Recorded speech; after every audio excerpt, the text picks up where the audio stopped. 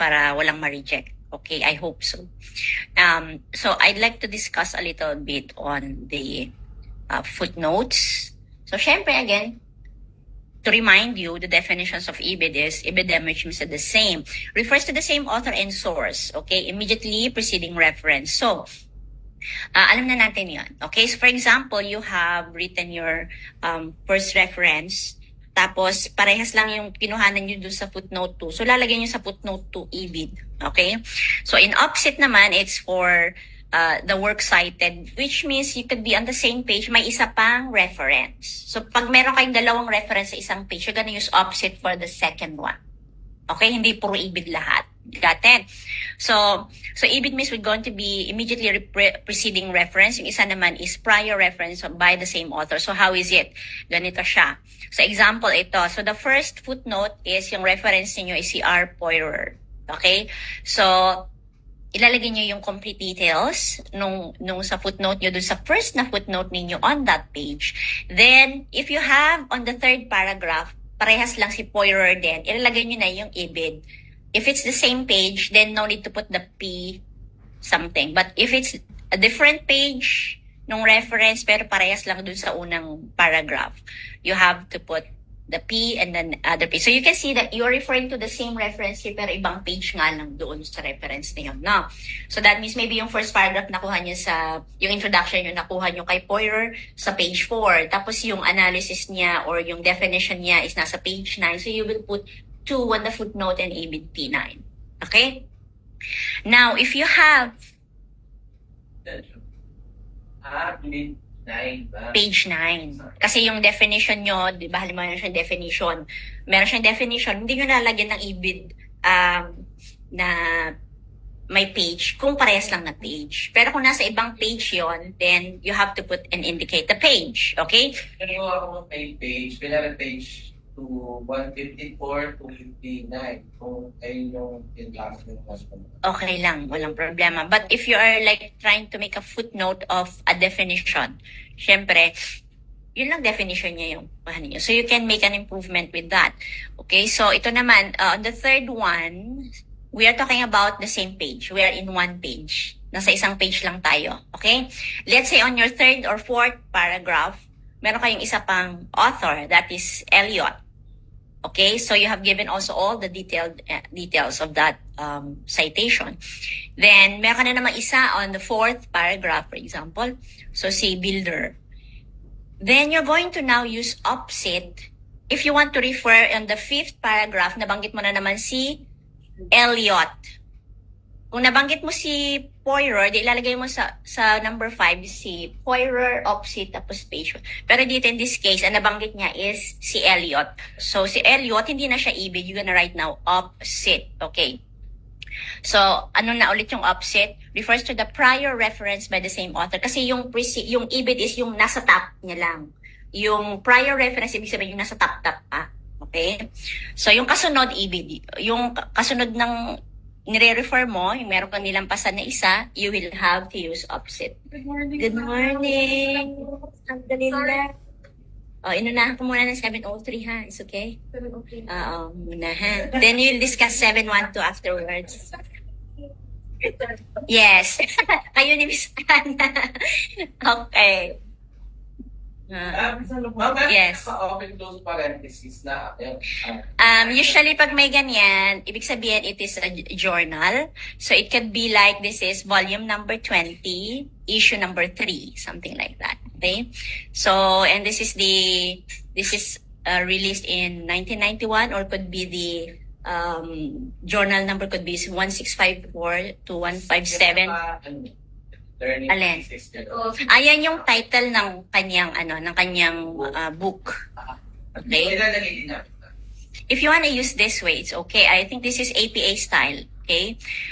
It doesn't matter kasi ang APA, ina-encourage yung footnotes. The other referencing styles, they don't like footnotes. Kaya gusto ko yung APA kasi mas may detail. So, you can put, pwede nyong iganon, quotation, pwede rin namang italize na lang. Pwede rin yun. Okay? Okay, so by the way, ni-record ko naman to Miss Tin. You can just go back later, yeah? Okay, so sabi ko nga, don't overuse yung IBID. Ha? Oh. And gamitin nyo rin yung offset. So again, pag EBIT, it means you're referring to the previews, the one you have mentioned just right now, yung una. Okay, pag gumamit kayo ng offset, that means you're referring to the same author pero nandun sa medyo sa taas. Okay, hindi siya, so you're gonna mention which author, gonna write Eliot, kasi may dalawang minention dito, Batisto. So when you say offset, that means from the previous mentioned citations, pero si Eliot yung nire-refer mo for the footnote number 5. So wag nyo naman i-overuse ang EBIT. Kasi nakikita ko kayo ibig-ibig ka. Oh, yan. So sabi ko, we need to do something about this. Okay. Oh, meron si Ma'am na discuss ko last time. Same author. Meron naman kung diniscuss noon, pero parang nakalimutan nyo yata or hindi nyo tinake Oh, or ano. na-mention mo siya. Oo, hindi nyo tinake seriously. Basta na ano na lang kayo, na happy na lang kayo kay EBIT. Okay, so I'd like to see also some other forms of footnoting kagaya ng offset. Okay, so alam nyo na yung EBIT, alam nyo na yung offset. Clear na yon? Yes po, ma'am. Okay, so offset is you're gonna refer to the same author, depending kung sino doon, i-mention nyo yung pangalan ng author, but not necessarily si builder. Kung si builder to, dapat EBIT din to. Okay? Yung author lang yung ma'am, yung offset. I-opposite nyo, pag you're still referring to the same author na na-mention nyo na dito sa taas, but you have to mention who kasi ang dami nyo nang na-mention para hindi repetitive si EBIT. Si EBIT is used for the one that you have just mentioned. For example, ma'am, may number 6, si Elliot, di ba yung nasa number 5? Yeah. Number 6, Elliot pa din, pero offset na lang ang ilalagay. Tama ba? Hindi na yun ni Elliot. Yes, that's correct. Very good, Will. So, hindi mo na ilalagay si Elliot, opposite lang. Okay? Next, how about loxit? Loxit is loco citato, meaning in the place cited. Ito naman is an endnote term which is used to repeat the title and page for the given work and author. So, for example, itong si R. Milan. So, in this example, lalagay mo lang loxit dun sa footnote 2 mo. In the above example, the loxit in reference number 2 refers to reference number 1 and its entire lahat-lahat. Kumbaga, nakuha mo rin sa same page, nakuha mo rin sa same author. So, instead of, kasi pag, ibig sabihin everything in the same page, okay? Alright, in the same page. Okay, para hindi masyadong overuse si EBIT. Okay. Ano yung number 1, but walang nakalagay na Alin? so, Mm. si Army lang. Wala siyang nakalagay na EBIT or logs.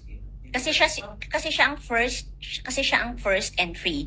Sa first footnote mo is always wala namang ano, 'di ba? So usually ang nangyayari sa inyo, nilalagay niyo ng EBIT yung first footnote niyo. Ma'am, di ba, kunyari ano siya, naglagay po kami ng citation. Pwede namin ilagay sa footnote yung ano niya, yung kung sino yung reference. Yeah. Pero syempre walang link 'yun, ha. Yung link ilalagay niyo sa reference list. In details lang. Yeah. And page. Instead na ilalagay namin sa according ganyan, ma'am, pwede na namin ilagay sa Pwede. Okay? Right. So, we are talking about the same page, ha? Ibang naglalagay tayo ng ganito. So, I want to repeat and make it clear, ha? This is on the same page. Iisang page lang yung pinag-uusapan natin. That means in this page, may 5 footnotes. Okay? Right. So, ibig sabihin sa page na yan, na-mention yung si Poirer ng 2 times, si Elliot ng 2 times, at 1 time si Builder. So, ibig sabihin, meron kayo lang, actually, 3 authors. Pero na-mention nyo ng 2, si Elliot at saka si Poirer. Okay? I hope that's clear enough. Okay, dito naman tayo sa next page. Sa loxit is also used in place of EBIT. Diba? So, parang parehas lang siya. Para hindi nga laging EBIT. Okay? In the same. Para tinitignan ko ngayon yung puro EBIT. Hindi nga maganda tignan, di ba? Oo. Napaka-repetitive, napaka-redundant. Parang, you have to show a little bit of more skills kasi nasa level 7 kayo. Ayoko na may magko-question. Kasi parang ako rin yung babalik din sa akin yan. So, it means that EBIT is the same author, a different page as the previous. Okay? Yung loxit, same everything. Kasi yung EBIT, if you have same everything, you just write EBIT. Diba? Pero if it has another page, then you can put the page number. But usually, you use Locksit para ring ibid lang siya, but you wanna use Locksit so you can put the page.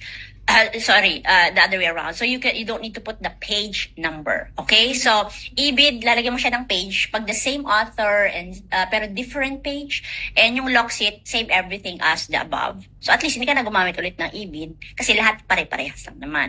So, it is in replacement of the ibid. Okay? Furthermore, sa Locksit pa rin. Ay, ano yun? Yes, Will. Eh, di ba mas magandang gamitin yung Locksit? Pag yung Lahat, parehas.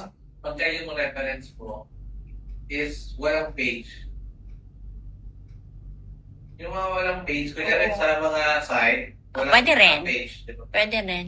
Parang pagka may mga books, may mga page, doon talaga sa gitna. Pag walang page yung mismong document na nakaan na PDF, yung page na lang na nilagay ng website, meron naman siyang page sa baba. So you can use that pagination. Kasi in the same time naman, yun din naman ang ginamit mong platform. Sa mga kunyari sa mga online journals, wala talaga silang page. Ayun, walang page. Oo, yes. Sa akin yun naman, puro offset na. Wag naman gana. Ayusin niya. Grabe siya. Pag kayo na-reject, bahala kayo sa buhay. Okay. Ito naman, Locksit is used instead of offset. So, sabi nga natin, pag sinabi nating offset, if you're referring to the previous mentioned reference, okay? But then, you're going to make use of the same cited, the page of work, as such as going to be not followed with the volume. So, usually yung Locksit, wala siyang page. Wala siyang volume, walang anything. You're just referring to the previous one. So, kagaya niyan. Okay? So, yung Locksit, wala siyang anything. Okay? So, pag gusto nyo ng same reference, pero may ibang page, ibid ang gagamitin. Pag same reference and everything, Locksit. Got it? Okay? Pag same reference, different page, ibid. Pag same everything, Locksit. Pag offset, yun yung you refer to the previous mentioned and you mention the name of the author kung saan doon sa mga mention yung lahat. Kasi marami nga. Let's say 5. Okay? So, in this example, you can see that walang number, walang page dito sa Locksit. So, nakakapitalize din yung L tsaka C. Okay? Questions? Wala. Good. Another example sa Locksit. Okay, ito naman. So, you have two references here. Okay? Let's say you are now in citations 3 and 4. Tapos you want to mention Milan. Kailangan talaga nagay yung pangalan. Oo. Merong naulat. But now, we did not use offset because we want to replace offset with Locksit. The reason is because we are using the same everything of the third footnote. Okay? Ayon. So, sana makakita na ako ng offset tsaka Locksit dyan sa mga references. Huwag naman. Naray ko. Okay. Alright, so let's continue now with 703.